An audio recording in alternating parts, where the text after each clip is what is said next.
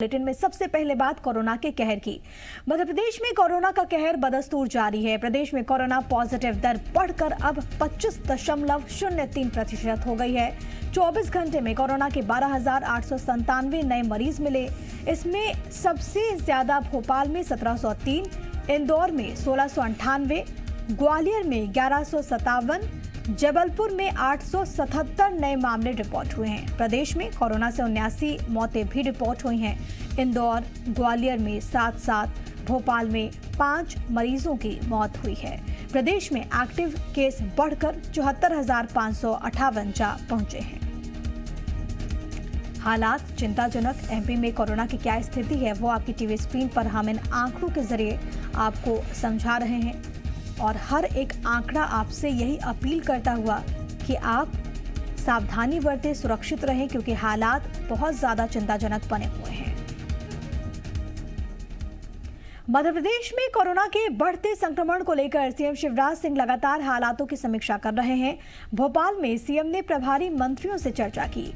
बैठक में जिलों में कोरोना के मौजूदा हालातों, ऑक्सीजन, रेमडेसिविर इंजेक्शन की आपूर्ति, टेस्टिंग, कोरोना किट, आइसोलेशन पर चर्चा हुई। सीएम ने कलेक्टर्स से कहा कि जितने चाहिए उतने कोविड केयर सेंटर खोलने की छूट दे रहा हूं। राशि आपके पास है, जरूरत पड़ने पर और भी राशि भेजूंगा। सेंटर में स्टाफ की भर्ती में कंजूसी ना करें। सीएम ने कहा कि कुछ जिलों ने बहुत अच्छी पहल की है, सेंटर में ऑक्सीजन बेड भी रखे गए हैं, ऐसा हो सके तो आप भी करें। बैठक से मिली जानकारी के अनुसार प्रदेश में अब तक सरकारी और निजी क्षेत्र की सप्लाई मिलाकर रेमडेसिविर इंजेक्शन के 1,16,000 डोजेज आ चुके हैं। इसके अलावा मौजूदा वक्त में 390 मीट्रिक टन ऑक्सीजन उपलब्ध है, जबकि खपत 374 मीट्रिक टन है। इसके अलावा 4 यूनिट्स ने ऑक्सीजन निर्माण का काम शुरू कर दिया। अगर वैक्सीनेशन की बात करें तो प्रदेश में अब तक 73,78,000 लोगों का टीकाकरण किया जा चुका है। तो आपको बताएं कि लगातार मीटिंग्स यहां पर हो रही है और मुख्यमंत्री की ओर से तमाम तरह के निर्देश दिए गए हैं। वैभव मेरे साथ, मेरे सहयोगी तमाम जानकारी के साथ इस वक्त भोपाल से लाइव मौजूद है। सीधे उन्हीं का रुख करते हैं। वैभव, हालात लगातार गंभीर बने हुए हैं, आंकड़े लगातार बढ़ते जा रहे हैं। मुख्यमंत्री तमाम तरह के फैसले भी ले रहे हैं, तमाम तरह के कदम भी उठाए गए हैं, कलेक्टर्स के साथ भी मीटिंग हुई है, तमाम तरह के अधिकार उन्हें दिए गए हैं।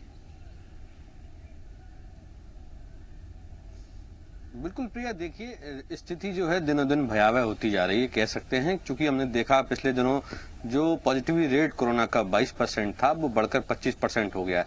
और ऐसे में सबसे ज्यादा चिंता भोपाल की है। इंदौर को पीछे छोड़कर भोपाल मरीजों की संख्या के मामले में पहले पायदान पर हो गया। देखा 1700 से ज्यादा नए कोरोना के मरीज कल भोपाल में सामने आए, इसके बाद इंदौर और फिर ग्वालियर।